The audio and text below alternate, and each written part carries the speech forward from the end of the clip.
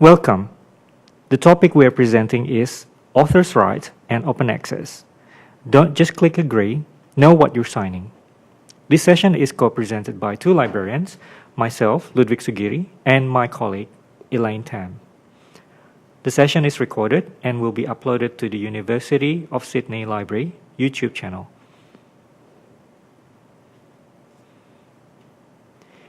In this session, we will look at three things. The first is about author's rights in regards to publishing contract, such as things to consider, how to avoid the pitfalls, and where to get help. The second half of the session is about open access publishing model, where authors can have the control to disseminate research widely to get greater readership. Here we will discuss the benefits of open access and institutional repository. If you're planning to publish your work with a publisher, it is essential to understand your rights in regard to copyright. For example, publishers may ask you to assign exclusive copyright when you publish with them. Ask yourself the following questions. Do you understand what rights you have as an author? You should consider how your research is going to be used.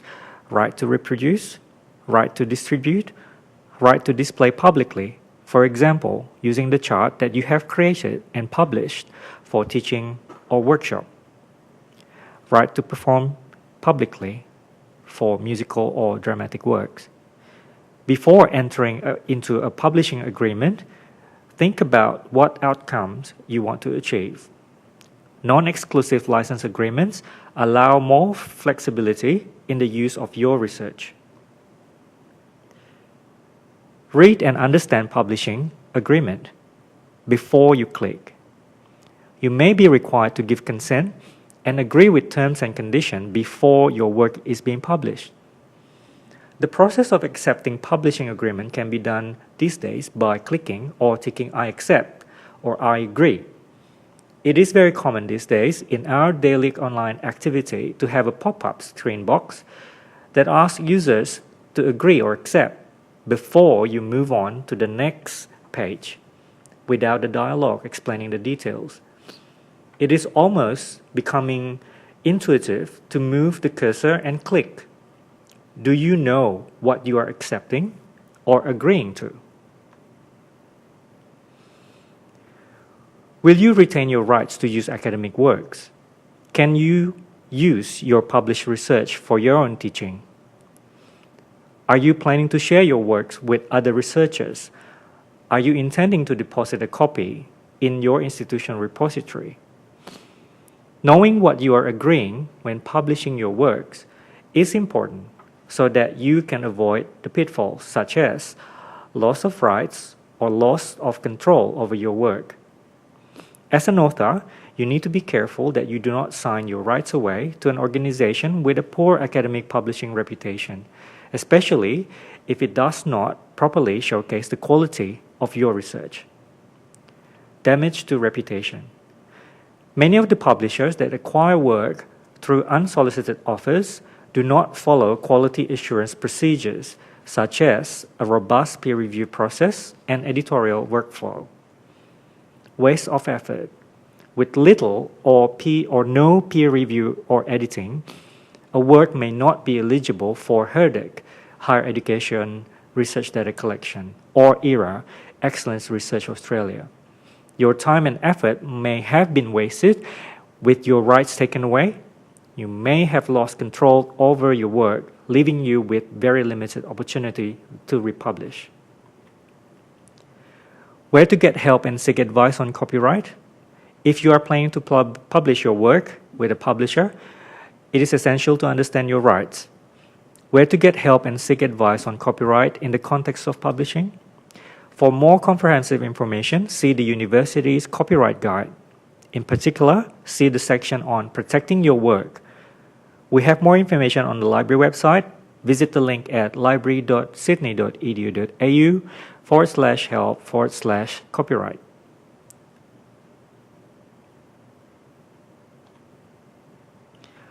What is Creative Commons?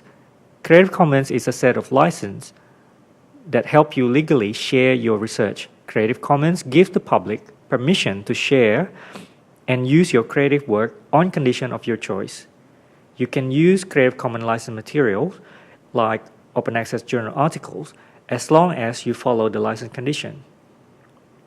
The condition of Creative Commons licenses is attribution, which means you must give credit, such as referencing, provide a link to a license, and indicate if changes were made. You can find more information on creativecommons.org, the website. This is an example of a journal article published by PLOS One. PLOS One is the open access division of Public Library of Science. On the slide, I have marked the section about copyright in the red box. In the copyright statement, the creators, Burkert and his associates, are the copyright holders. Their rights as authors are protected. If you read the next line, still in the red box, this is an open access article distributed under the term of the Creative Commons Attribution License, which permits unrestricted use, distribution, and reproduction of any medium, provided the original author and source are credited.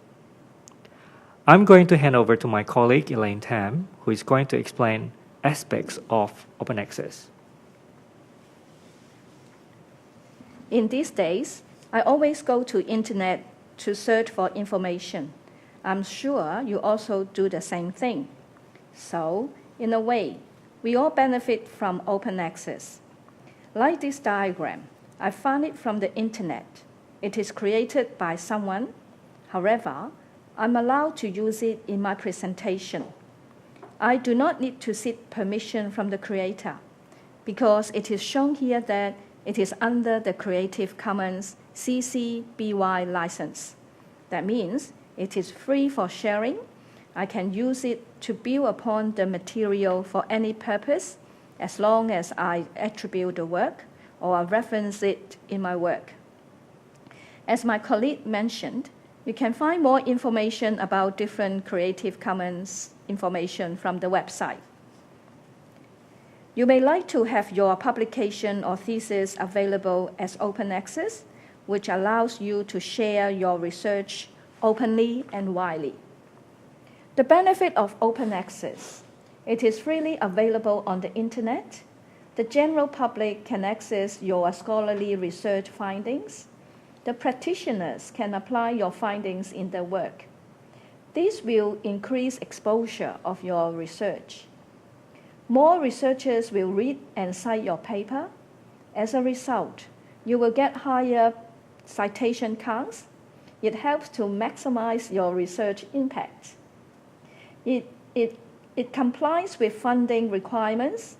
Example, the ARC, Australian Research Council, and NHMRC, National Health and Medical Research Council, required to have all publications generated from their grants published as open access. Open access publishing, green and gold. There is two types of open access publishing. However, the ultimate aim of green and gold open access is the same: to maximize the exposure of your scholarly research works. What is green and gold open access? Green open access means authors can self-archive their publications in an institutional repository or a subject-based repository, usually after the embargo period. Gold open access means publication is made freely available to the public immediately when it is published. So which version you can archive for green open access publications? There are three options: preprint, postprint, and publisher's version. Preprint means the article has not been through a process of peer review. Postprint means the article has gone through the peer review process. It is the final version of the article before it is sent off to the journal for publication. Publisher's version is the version of the article that is published on the publisher's website or e-journal.